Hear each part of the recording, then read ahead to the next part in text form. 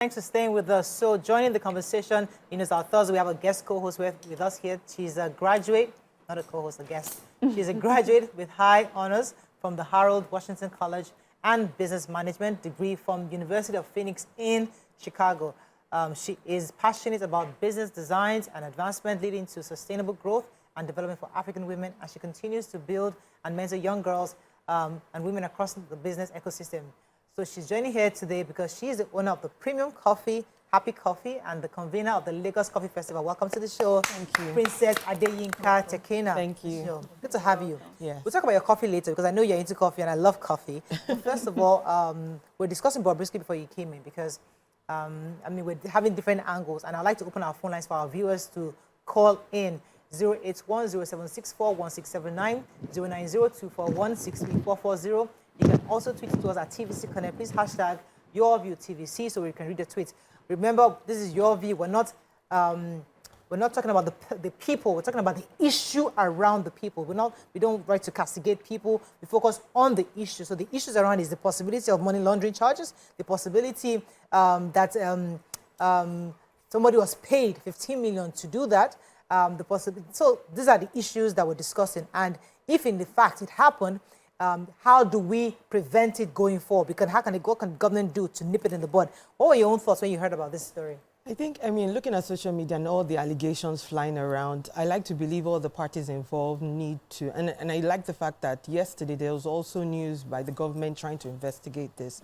I like to leave things to investigation. I know that people might not be too comfortable with the outcome of whatever it is, but there has to be an opportunity for the entire matter to be looked upon from every angle. Yeah. And that's where I don't like to jump into any kind of conclusion on what happened. I like that. Yes. It's good to know that. Yeah, Mikey.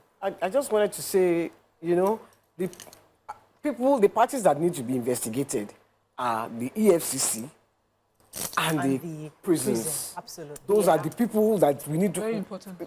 They leave every other investigation. Those two bodies, investigate them. Leave every other person, whether it's Kinekon gave him 2 million or Kinekon gave him 8 million. That doesn't concern us. That doesn't, it is our system. Yes. Let me take this call from Adeyemo, calling from Makode. Thanks for calling. You're live. Good morning, my lady. Good morning. That's a bit. Thank you. I want to comment on this Okuneye issue. Yeah. In fact, the BDM, what they have done is really of great help to Nigerian if it can really be properly checked. Because, like there was a time I went to our correctional center to do a program called Practical Mother Guidance and Counseling. What is going on there is not something that we will be proud to say this is Nigeria. I say everybody that is involved should be brought up to safety. It should not be swept like the other cases that most times whatever happened in Nigeria, male family, everything will go down the drain. Please let them check so that it will serve as a deterrent to all those other people that are involved in all this kind of shit. Thank you and well done, ma'am. Okay, thank you very much. So there's also the angle of the comments people were making on social media. People were like defending, saying, "Oh, leave this person alone. They didn't kill anybody." People did not focus on the possibility of a charge here. They were just saying, "Leave this guy alone." What are your thoughts of the thinking of Nigerians where on social media? How did that make you feel? No, it's a difficult thing because everybody's reacting immediately to what they're consuming immediately. At the time when Bobrisky was convicted, the other guy, Cubana guy, was not convicted of the same money, spray money, something. And so Nigerians took a stand of pity for him and all of that. But seeing how he's comported himself post-events is something that we confuse some people. So some will be like, just leave the guy. He really didn't do anything. And some they are reacting immediately to it. But what I would like Nigerians to do is keep an open mind post the investigations. For me, whether or not we like it, some officers within the EFCC and within the custodial center must be brought to book on this for being involved for anything. If you find any transfer, any sort of money linked to them, somebody must be brought to book for Nigerians to believe and accept what is happening in investigations. But can we also keep an open mind post-investigation such that we would leave people to be, because I see the Falanas being dragged, the entire record, years of excellence and records being dragged in. Now, lawyers engage every time, and fees for lawyers can vary. You cannot bring an SAN on your matter and expect them to be charging what Nyma is charging. No, if it's 10 million he's charging, that's what it's worth. You know, but Nigerians now, the way VDM has played it, is like, oh, why would the Falanas, why would the SAN have asked for money to prepare an application for pardon? But they haven't, they've not even responded to that, because the truth is that that may not have happened in the first place. Even if it was, it never happened. Even if it had happened, if they have their papers, are you going to query what they have charged? Because one person is making it seem like, oh, I spent a lot of money. You know, because what the Okuneye guy is just doing is letting people know I spent a lot. That's what he's just busy doing. See, we have to remember, he's not letting people know. It was a private phone call. The person, it's people that he's telling. that he was talking that is to. another angle, YK. Why would somebody release a private conversation and even press record?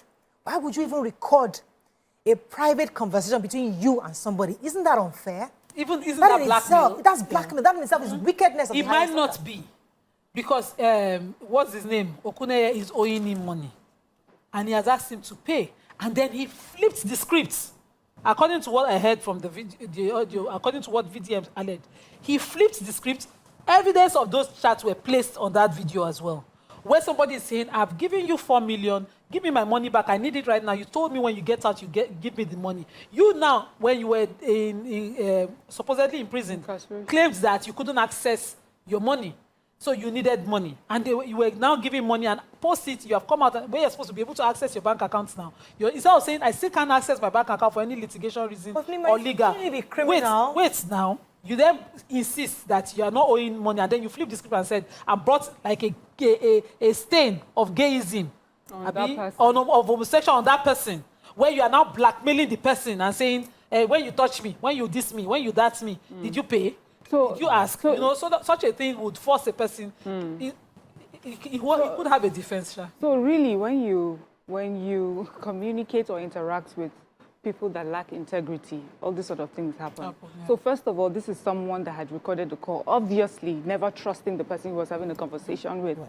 And the fact that Mr. Idris is also trying to, slip away from paying back his debt shows you too he's the man that lacks integrity. So these people know themselves, they know their weaknesses, and so they lay traps for each other, so that in cases where they will have to protect or defend themselves, there's evidence. Now, I know you said that it is unfair to record, and I agree. I always feel that you cannot be my friend and tell me you have secretly recorded my call. But the truth is that many criminal activities are so much hidden that these sometimes are the only ways that we can find, the truth about things. We would never have known or even discussed whether Mr. Idris was in prison or never in prison, or if he was just chilling in an apartment beside the prison. We would never have known. But now he's out. And for me, even though the process of getting the information may have been wrong, the bigger picture, the bigger issue here is the state of our custodial services and our EFCC, and digging out and investigating those bad eggs, and, let's deal with that. I'm going to wrap up on this because I'd like us to move on. But do you want to say anything, or you? No, I think you've said everything. I just wanted to say one more thing. I just wanted to say, you see, where it's just the injustice of everything that is what I don't like. I don't like the fact that this person was jailed for 6 months. 6 months for spraying money. Many people have come after that and sprayed money. Nothing has happened to them. Okay. So someone that was charged was freed, and till today, I was speaking to a TVC correspondent. He said he goes to parties, they are still spraying till tomorrow. So was it a witch hunt? See, those are the issues. That's where I find it unfair, and I really hate this matter. I really hate that this matter is. I mean, we have to wrap up on this, but I think really, I think as our guest has said, let's wait for the investigations to be concluded and then know what happened. But as it has raised quite a bit of dust, all the newspapers are carrying the story, all the ministers have responded. We have EFCC boss also has responded, and they've ordered an investigation. So we hope to see some kind of a response, a thorough investigation done to be sure, especially regardless of what happens.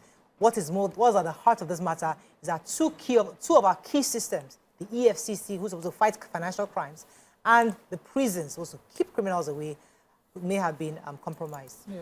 Let's go on a short break now. We'll come back with our guests. Stay with us. We'll be right back.